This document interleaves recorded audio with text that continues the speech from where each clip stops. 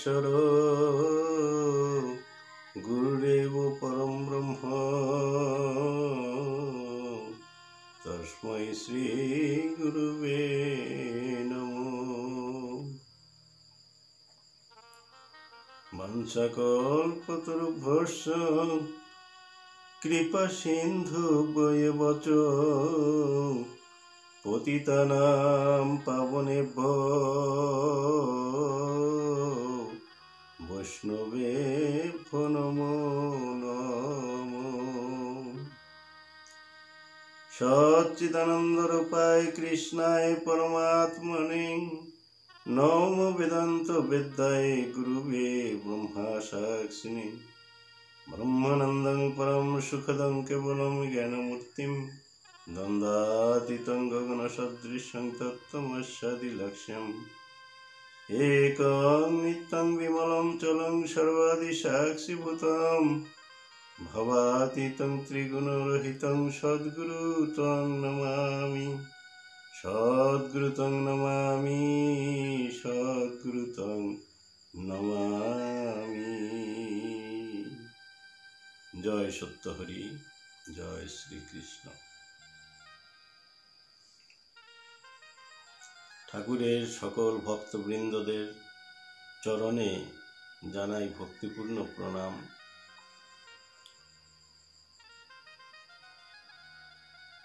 জানি না ঠাকুরের কি লীলা অহরহ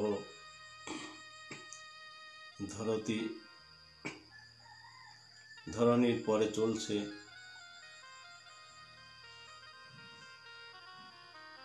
যারা চতুর, যারা কৃষ্ণ ভজে, তারা সব কিছু জানতে পারেন। যেই জন কৃষ্ণ ভজে সে বড় চতুর। আজকে সেই সকল কৃষ্ণ ভক্তদের চরণে আমার ভক্তিপূর্ণ প্রণাম।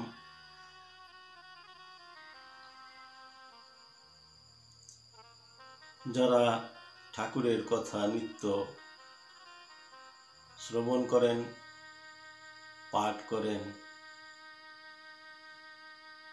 তার লীলা কথা, লীলা ভাগবত যারা অহরহ পান করছেন, সেই সকল সুধী ভক্তদের চরণে আমার ভক্তিপূর্ণ প্রণাম। ঠাকুরের কত লীলা আমাদের সম্মুখ দিয়ে হয়ে চলে যায়, সব তো বোঝা যায় না। কিছু কিছু বোঝা যায়, কিছু কিছু ধরা যায়। যে লীলার কথা আমি বলছি, জগতের যত মহামানব এসেছিলেন, জগতের যত গুরুগণ, যত সিদ্ধ গুরুগণ এসেছিলেন, তারা সকলেই এমনি ধারা লীলা করেছিলেন। কিছু ভক্ত সেগুলোকে ধরে রাখেন, কিছু ভক্ত ধরে রাখেন না। তাই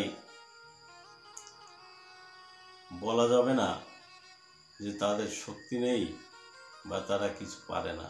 না, সেই শক্তি বুঝবার শক্তি তো মানুষের কম।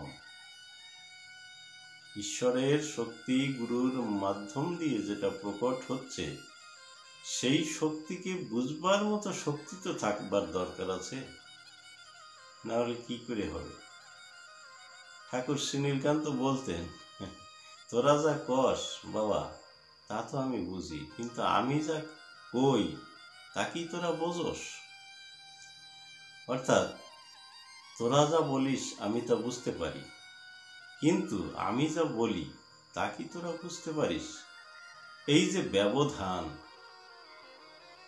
এই ব্যবধানটুকুই হচ্ছে সাধন ভজন। যা কিছু জানবার প্রয়োজন, যা কিছু রয়েছে জগতে, এইটুক ব্যবধানকে খালি পূর্ণ করবার জন্য, এইটুকু ব্যবধানকে ঘুচিয়ে দেবার জন্য। যাই হোক, আমরা ঠাকুরের বিভিন্ন লীলা বিভিন্ন সময় আলোচনা করেছি। আজ একটা বেশ মোহনীয় মনোরম লীলা আলোচনা করতে যাচ্ছি, যা আমরা অহরহ চোখের সামনে যে মহাপুরুষকে বর্তমান দেখছি, স্বামী গোবিন্দ ব্রহ্মচারী শ্রীনীলকান্ত প্রভু সুন্দরের চরণ ছায়ায় যিনি লালিত পালিত হয়েছিলেন শ্রীমা মাধুর্যময়ীর আঁচলের ধন হিসেবে, যিনি বর্তমান আমাদের মধ্যে ঘুরে বেড়াচ্ছেন, যিনি আমাদের মধ্যে চলমান রয়েছেন, সেই স্বামী গোবিন্দ ব্রহ্মচারী সম্বন্ধে দুটো কথা বলব। পটেরু আশ্রমে তখন বহু ভক্তে পরিপূর্ণ। উৎসবের প্রাক্কাল, উৎসব হবে। তাই যেখানে যা টুকটাক, এখন তো পাকা কোঠা বাড়িতে পরিপূর্ণ হয়ে গেছে, তখন কোঠা বাড়ি এরকম ছিল না, বহু আগের কথা বলছি তো। তা তখন এখানে গর্ত সেখানে গর্ত, টুকটাক মাটি দিয়ে বালি দিয়ে পূরণ করতে হতো। তাই এই মাটিটা আনতে হচ্ছে পটেরু নদীর অপর পার থেকে, যে পারে আশ্রম সে পারে না, তার বিপরীত পার্শ্ব থেকে আনতে হচ্ছে। শিব মন্দিরের পাশ দিয়ে যে নেমে ওইখান থেকে আনতে হয়। এইবার এই আনবার জন্য কিছু সাধন প্রয়োজন রয়েছে। একটা গাড়ি হলে ভালো হয়, কিন্তু তখন তো গাড়িও তেমনি এখনকার মতো পাওয়া যেত না। ম্যাটাডোর হোক, 407 হোক বা ট্রাক্টর হোক, এরকম পাওয়া যেত না। একটা অটো গাড়ি ছিল 3 চাকাওয়ালা। অটো গাড়ি বলতে ওই যে ঠেলা অটো আর কি, সাইকেলের চাকার মতো যে চাকা, রিক্সার চাকার মতো, ওর উপরে করে কিছু মাটি ভরে ঠেলে আনলে পরে হয়। এই গাড়িটা দিয়েছিলেন তপন দাদার ভাই, গাড়িটা দিয়েছিলেন যে ঠিক আছে কিছুদিন আশ্রমে কাজ করো। তাহলে আশ্রমে সেই গাড়ি চলছে, এখন ওই গাড়িটা চালাতে হবে, কে চালাবে? কারণ এখানে রহস্য বেশ কিছুটা রয়েছে। প্রশান্ত দাদা, প্রশান্ত স্বামীজি, তিনি রয়েছেন। রূপানন্দ ব্রহ্মচারী বর্তমান এই ঠাকুর দাস, ইনি রয়েছেন। নীলাংশু দাস, তিনি রয়েছেন।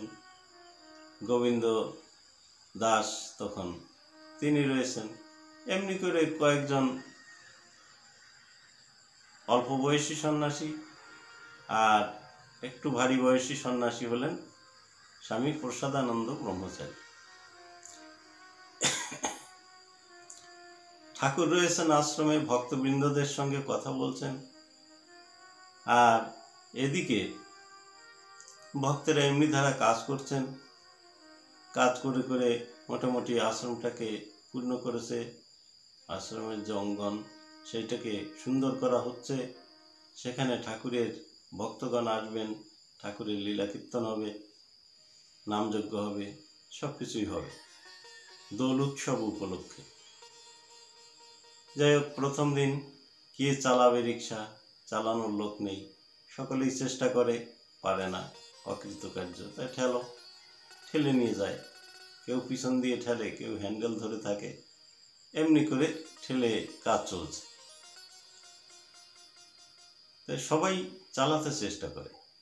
চালাতে চেষ্টা করলে পরে আমাদের প্রসাদানন্দ স্বামীজি, যিনি প্রশান্ত ব্রহ্মচারী, তিনিও চালাতে চেষ্টা করেন। তিনি উঠেই, যখনই ওঠেন তখনই পড়েন। কেননা রিক্সার একটা নিয়ম আছে, ও একদিকে টানে, তো ওই টানে তিনি পড়ে যান। পড়ে গেলে সবাই হাসাহাসি হয় যে স্বামীজি পড়েছেন, কাকু পড়ে গেছেন, এই হচ্ছে সবার কথা, দাদা পড়ে গেছেন, আনন্দ হয়। এই ব্রজরস তো এইটাই ব্রজরস। কাঁধে চড়ি, কাঁধে চড়াই করি ক্রীড়া রং, বৃন্দাবনের নব্য রসের এই তো ভিয়ন। এটা সখ্যরসের, এই যে বৃন্দাবনের যে সখ্যরস, এই যে বালখিল্য ঋষিরা একসঙ্গে মিশে যে এই যে রস করতেন, এইটাই হচ্ছে বৃন্দাবন রস। আমরা সেই বৃন্দাবন রসের মধ্যেই চলাফেরা করছি। এইবার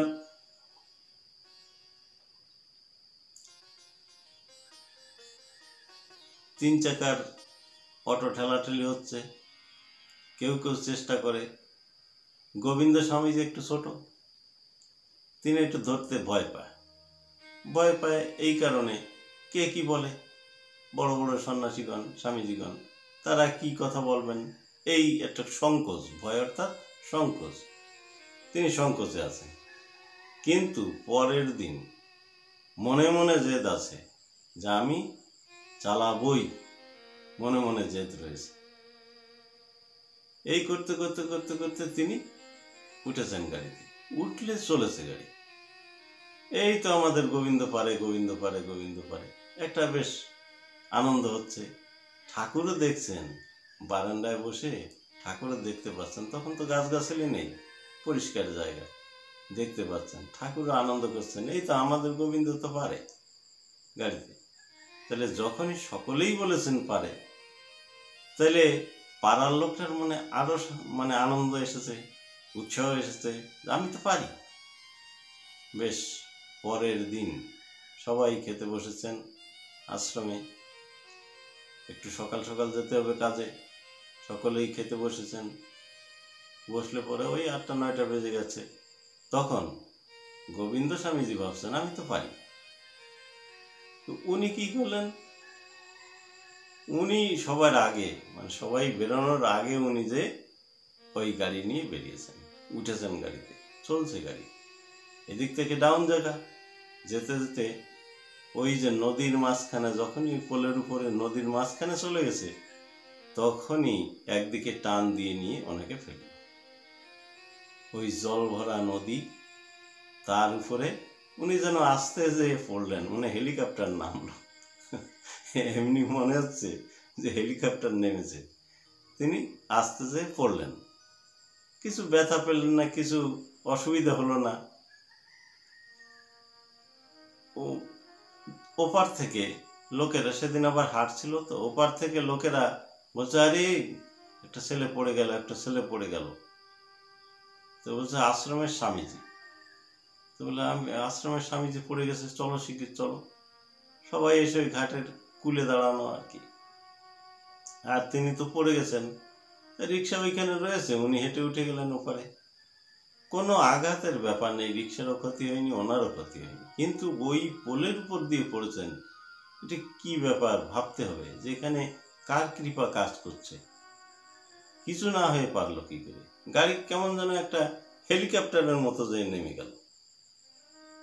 স্বামীজি যা বললেন আমি সেই কথাটাই বলছি, যে গাড়িটা যেন সেই হেলিকপ্টারের মতো নেমে গেলাম দাদা, কিছু বুঝতে পারলাম না। যাই হোক, এইবার পরাণে ভয় লেগেছে, ওই কুলে ওঠার পরে ভয় লেগেছে, এইবার কি হবে। কিন্তু এর মধ্যে দেখা গেল কি, ঠাকুর শ্রী নীলকান্ত গোস্বামী পাদ, যে বারান্দায় যিনি ছিলেন, তিনি ফট করে এসে ওই জলের মধ্যে হাঁটু সমান জলে দাঁড়িয়ে আছেন, আশ্রমের কুলে দাঁড়িয়ে আছেন। এইবার গোবিন্দ স্বামীজির কাপ উঠে গেছে, এইবার বাবা কি বলবেন। যা হোক, প্রসাদানন্দ স্বামীজি, রূপানন্দ ব্রহ্মচারী সবাই মিলে যে তখন ওই গোবিন্দ স্বামীজিকে ধরে নিয়ে এসেছেন, ধরে নিয়ে ঠাকুরের সামনে এলেন। ঠাকুরের সামনে এসে যেই প্রণাম করতে ভূত হয়ে পড়েছেন, অমনি পিঠে একটা বিরাট চড় মারলেন ঠাকুর। সেই চড়েই চমকে গেলেন, যে ওই চড়টা খাওয়ার পরে এর মনের যে একটা ভয় ছিল, সংকোচ ছিল, সেই সংকোচটা দূরে চলে গেল। তাই আমরা অনেক সময় ভাবি এই চড় থাপড় খেলে বোধহয় আমরা ছোট হয়ে গেলাম, বোধহয় আমাদের মান সম্মান চলে গেল। এটা নয়, ঠাকুর ভক্তের কাছ থেকে তার বিরুদ্ধ শক্তিকে সরানোর জন্য এমনি করেন। এই হলো একটা ঘটনা, যেটা ঘটেছিল পটেরু আশ্রমে। স্বামীজির আর একটা ঘটনা ঘটেছিল, সেটা পরবর্তী পর্যায়ে বলবো। যাই হোক, আমরা জীবনে চলার পথে কত সময় হুঁচট খেয়ে এমনি করে পড়ে যাই, তখন বিভিন্ন চাপে পড়ে আমরা নিজেদেরকে সামলাতে পারি না।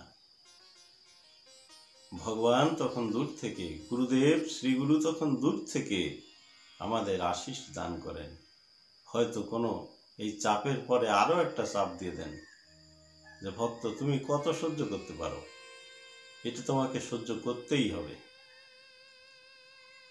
তাই আমরা সেই দিকেই যেতে থাকব, যেন শক্তি, সইবার শক্তি যেন তিনি আমাদেরকে দান করেন। আমরা যে শক্তির বলে সকল দুঃখ কষ্ট সবকিছু সহ্য করে এই সংসারের বুকে যেন ভালোভাবেই থাকতে পারি, ঠাকুরের নাম গুণাগুণ করতে পারি, তার লীলা কীর্তনকে স্মরণ করতে পারি, এইটাই ঠাকুরের কাছে আমার কামনা। আর আরেকটু কামনা, হে প্রভু সুন্দর, এই জগতের জীব আমরা যারা বুঝি না অর্বাচীন, আমাদেরকে তুমি তোমার ভাষায়, তোমার ভক্তিতে, তোমার জ্ঞানে, তোমার শক্তিতে প্লাবিত করে আমাদেরকে তোমার চরণ মূলে পৌঁছে নিয়ে ঠাকুর, এইটাই তোমার কাছে আমার একান্তই কামনা। জয় সত্যহরি, জয় শ্রী নীলকান্ত, জয় মা মাধুর্যময়ী দেবী, জয় জয় বিশ্ব সুখ সত্তানন্দ শ্রীমৎ স্বামী নীলকান্ত মহাপ্রভু প্রেমানন্দে হরিধ্বনি বলমন হরিব, রাধা কৃষ্ণ প্রেমানন্দে হরিধ্বনি বলমন হরিব,